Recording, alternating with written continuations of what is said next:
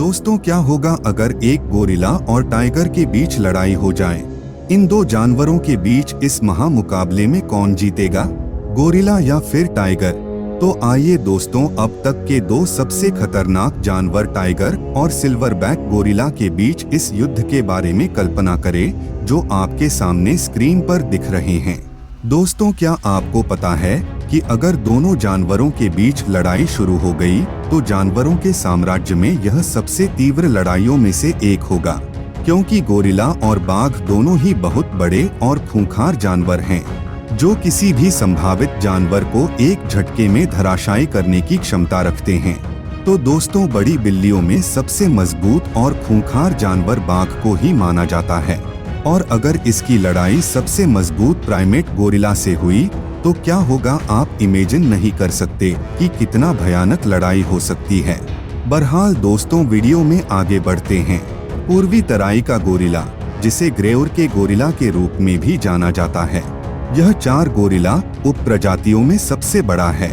यह गठीले शरीर, बड़े हाथों और छोटे थूथन द्वारा अन्य गोरिल्लाओं से अलग है। पृथ्वी पर चलने वाले सबसे आश्चर्यजनक और प्रतिष्ठित जानवरों में से एक बंगाल टाइगर, जिसे रॉयल बंगाल टाइगर और इंडियन टाइगर के रूप में भी जाना जाता है। यह भारत का राष्ट्रीय पशु है, जहां उनकी छवि परंपराओं और संस्कृति में देखने को मिलती है। How do they hunt and what do they eat? पूर्वी तराई के गोरिल्ला सर्वाहारी होते हैं, जो पौधे और कीट दोनों आहार का आनंद लेते हैं, यानी वे इन दोनों को ही खाते हैं। हालांकि वे ज्यादातर फल खाते हैं, लेकिन उसके साथ साथ जामुन और पत्ते भी खाते हैं। जहां तक कीड़ों की बात है, तो पूर्वी तराई का गोरिल्ला ज्यादातर कीड़ों की प्रजातियों में से दीमक और चींटियों को खाना ज्यादा पसंद करता है। कभी कभी छोटे कृंतकों या छिपकलियों को भी अपना भोजन बना लेता है। दोस्तों, वे भोजन की तलाश में लंबी दूरी तय करने के लिए भी जाने जाते हैं। उनके मजबूत जबड़े उन्हें रेशेदार और सख्त वनस्पति खाने में मदद करते हैं। एक वयस्क गोरिल्ला को प्रतिदिन लगभग 18 किलोग्राम भोजन खाने की आवश्यकता होती है। अगर बात करें बंगाल टाइगर की, तो बंगाल टाइगर का पसंदीदा भोजन तो मांस है। वह सिर्फ और सिर्फ मांस खाता है। ज्यादातर वो चीतल, गौर और सांभर सहित बड़े खुर वाले स्तनधारियों को अपना शिकार बनाता है और फिर उन्हें खाता है। लेकिन इनके अलावा ये बाघ, बारहसिंघा, भैंस, जंगली सुअर, हॉग, हिरण, तेंदुआ, भेड़िया और मगरमच्छ का भी शिकार करते हैं। ज्यादातर सबूत यही बताते हैं कि ये बाघ गेंडों और हाथियों के ऊपर भी हमला करते हैं। बंगाल टाइगर अपने शिकार पर हावी होकर उसके रीढ़ की हड्डी पर प्रहार करता है, और ज्यादातर वे अपने शिकार को इसी प्रकार मारते हैं। हालांकि ऐसा वे छोटे शिकार को मारने के लिए करते हैं, यह उनका पसंदीदा तरीका भी है। लेकिन बड़े शिकार को मारने के लिए वे दूसरा तकनीक अपनाते हैं, जैसे कि उसके गले पर हमला करना और उसकी सांसों को रोक देना। What are their dimensions? How do they look like? ये गोरिल्ला बड़े पैमाने पर हैं, क्योंकि ये पृथ्वी पर प्राइमेट की सबसे बड़ी प्रजाति है। नर यानी मेल ग्रेउरस का गोरिल्ला आमतौर पर मादाओं की तुलना में बड़ा होता है, और इनकी प्रजातियां लगभग 204 से लेकर 226 किलोग्राम के इर्द गिर्द घूमती रहती है। लेकिन ऐसे मामले भी सामने आए हैं जहां पर इनका वजन 250 किलोग्राम तक पहुंच गया है। ये गोरिल्ला 5 से 6 फीट लंबे, यानी 1.5 से 1.82 मीटर के होते हैं। उनके शरीर के बाकी हिस्सों की तुलना में उनके सिर बड़े होते हैं, साथ ही मजबूत जबड़े और दांत भी होते हैं। अन्य गोरिल्लाओं की तरह उनके चेहरे और हाथों को छोड़कर उनके पास काले फर का एक मोटा कोट होता है। दोस्तों, ज्यादातर इन्हें घुटनों के बल घूमना यानी चलना ज्यादा पसंद होता है। अतिरिक्त सुरक्षा और गर्मी से बचने के लिए त्वचा की भीतरी और बाहरी परतों की एक मोटी परत होती है। अन्य पूर्वी गोरिल्ला उप प्रजातियों की तुलना में पूर्वी तराई गोरिल्ला के बाल और दांत छोटे होते हैं, और इनकी लंबी भुजाएं होती हैं। बंगाल टाइगर की बनावट बेहद ही सुंदर और प्रभावशाली होता है। यह एक सस्तन प्राणी है, जिसके मोटे पैर, मजबूत दांत और जबड़े होते हैं। साथ ही शरीर पर विशिष्ट रंग पैटर्न भी होता है। इस संबंध में इसकी त्वचा पीले से हल्के नारंगी रंग की दिखती है, जिससे पेट और पैरों के आंतरिक हिस्से सफेद और क्रीम रंग के हो जाते हैं। काले और भूरे रंग की धारियां पूंछ पर छल्ले की तरह बन जाते हैं। दोस्तों, नर यानी मेल बाघ की पूंछ सहित लंबाई 8.8 से लेकर 10.2 फीट यानी 2.7 से लेकर 3.1 मीटर होती है। केवल पूंछ ही 33 से 43 इंच लंबी यानी 83 से 110 सेंटीमीटर के बीच होती है। नर का वजन भी लगभग 181 से लेकर 250 किलोग्राम के बीच होता है। How do they behave in the wild? दोस्तों, गोरिल्ला एक सामाजिक प्राणी हैं। गोरिल्लों का एक टाइट निट फैमिली ग्रुप्स होता है, जिसे ट्रूप्स कहा जाता है। ये समूह एक साथ यात्रा करते हैं और अपने बच्चों को पालते हैं।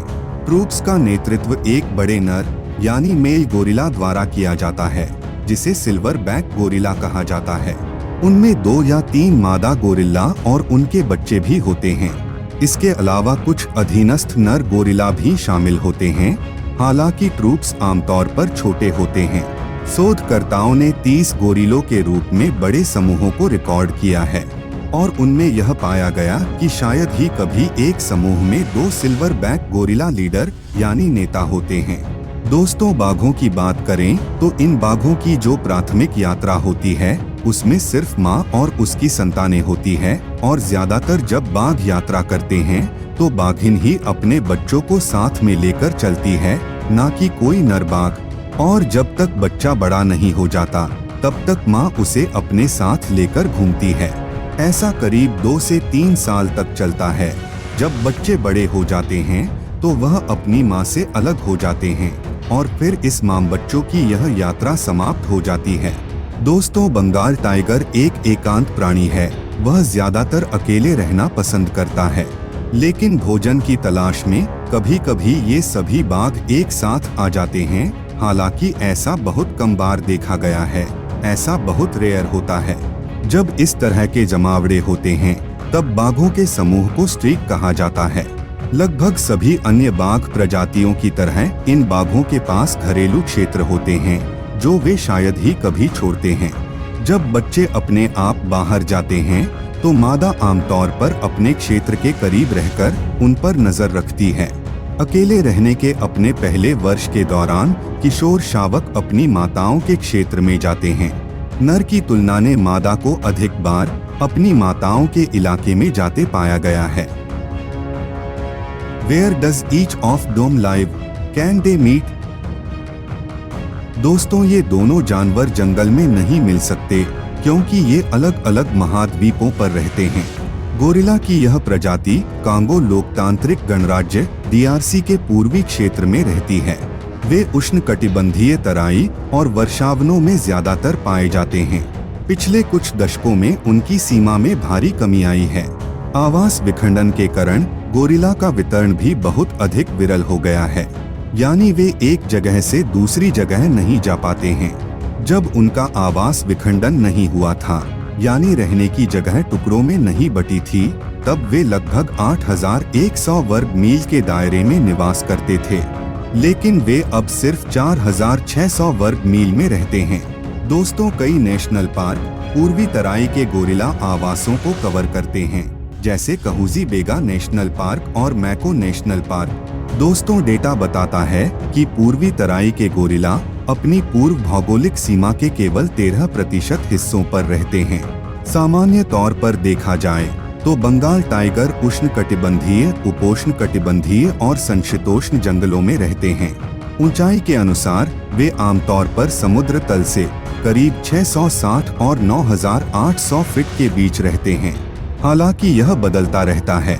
आज ये बाघ भारत और बांग्लादेश के साथ नेपाल और भूटान में भी पाए जाते हैं। भारत में ये बाघ उष्णकटिबंधीय जंगलों, उपोष्णकटिबंधीय या पर्णपाती जंगलों और कुछ घास के मैदानों और मैंग्रोव के इलाकों में पाए जाते हैं।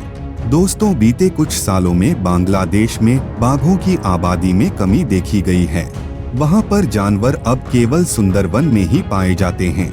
आपको बता दें कि Nepal Chitwan national park, Parsa national park, और बर्दिया नेशनल पार्क में 3 छोटी और पृथक बाघों की आबादी वाला घर है। In Bhutan Bengals live in 17 of the centuries 18 districts. आइए दोस्तों अब मिलकर पता करें कि कौन बाजी मरेगा, सिल्वर बैक ग्रेउर का गोरिल्ला या फिर बंगाल टाइगर। बंगाल टाइगर और सिल्वर बैक गोरिल्ला दोनों अपने अपने क्षेत्र के राजा हैं। वे आकार में विशाल और मजबूत, साथ ही एक स्मार्ट जानवर हैं। हालांकि उनका आकार लगभग समान है। हालांकि बाघ के लिए और भी बड़ा होना संभव है। लेकिन आइए जाने कि अगर दोनों में लड़ाई हुई तो कौन जीतेगा। दोस्तों, गोरिल्ला स्मार्ट होने के साथ एक मजबूत प्रतियोगी भी है और जब भी जरूरत हो तो यह बड़ी बिल्लियों को चुनौती दे सकता है। यदि एक बाघ एक गोरिल्ला पर हमला करता है तो गोरिल्ला बाघ के लिए एक सुरक्षित और आसान लक्ष्य नहीं हो सकता है, क्योंकि गोरिल्ला भी पलटकर बाघ पर संभावित घातक प्रहार कर सकता है।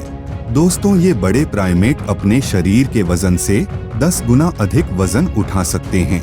एक बाघ और एक गोरिल्ला के बीच लड़ाई में एक गोरिल्ला को अपनी मजबूत छाती और मजबूत लंबी भुजाओं और भारी वजन उठाने की क्षमता का लाभ मिलता है। उनकी विशाल और शक्तिशाली बाहें बाघ को नॉकआउट झटका दे सकती हैं और रीढ़ की हड्डी भी तोड़ सकती है। साथ ही इनकी मोटी चमड़ी और लंबे बाल इनके बचाव में सहायक भी हो सकते हैं। बाघ को अपनी गति, लंबे मजबूत पंजे और विशाल नुकीले दांत का लाभ मिलता है। गोरिल्ला के पास लगभग 1300 psi की अविश्वसनीय बाइट करने की क्षमता होती है। हालांकि टाइगर 1050 psi के दंश बल के साथ पीछे है, लेकिन वहीं बाघ के कैनाइन लगभग 0.5 से 1 इंच लंबे यानी 1.25 से 2.5 सेंटीमीटर होते हैं। बाघ के मस्कुलर शरीर और मोटे फर का भी लाभ होता है। लेकिन दोस्तों, मजबूत इरादों वाला दृढ़ गोरिल्ला फिर भी एक मजबूत और दृढ़ लड़ाई लड़ने और बाघ को गंभीर चोट पहुंचाने में सक्षम होता है। गोरिल्ला की मोटी गर्दन बाघ की आसान जीत टाल सकती है। एक गोरिल्ला के लिए एक बाघ को हराने का एकमात्र गंभीर मौका उसकी रीढ़ की हड्डी पर अपनी विशाल भुजा से वार करना हो सकता है। लेकिन बाघ की चपलता के कारण गोरिल्ला को ऐसा करना बहुत मुश्किल होगा। बाघ के सामने गोरिल्ला का सबसे बड़ा नुकसान यह है कि उसे शिकार का कोई अनुभव नहीं है। तो दोस्तों, इन दोनों की लड़ाई में मैं आपको यह तय करने के का मौका देता हूं कि विजेता कौन है। नीचे कमेंट करके जरूर बताएं। दोस्तों, वीडियो पसंद आई होगी तो वीडियो को लाइक जरूर करें और ऐसे ही इंटरेस्टिंग वीडियो के लिए हमारे इस चैनल को सब्सक्राइब जरूर करें। धन्यवाद।